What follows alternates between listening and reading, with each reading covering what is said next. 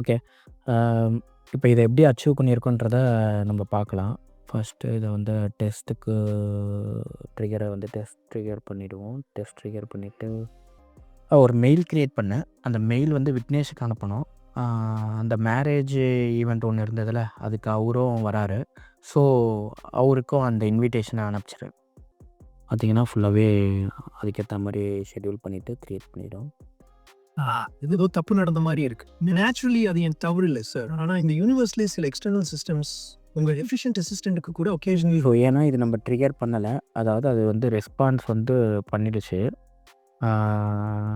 So அதை நம்ம எங்கே செக் பண்ணலாம்னா, செந்தில் போயிட்டு இங்கே பாருங்க.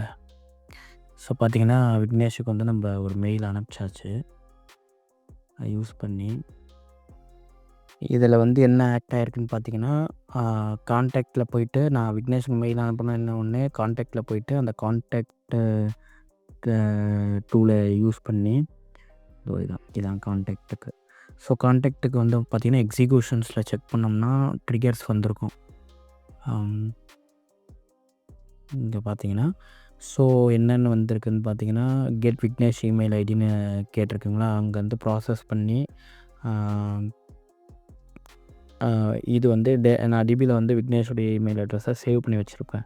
ஸோ இங்கே பார்த்தீங்கன்னா அதை வந்து கலெக்ட் பண்ணி ஒரு ரெஸ்பான்ஸ் க்ரியேட் பண்ணி விக்னேஷ்க்கு வந்து இமெயில் அனுப்புகிற மாதிரி அது சொல்லியிருக்கோம்.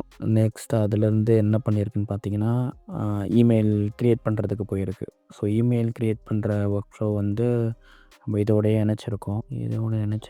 இது வந்து இமெயிலுக்கான ஒர்க் ஃப்ளோ. இதனுடைய எக்ஸிக்யூஷன் எப்படி நடந்திருக்குன்னு பார்த்தோம்னா,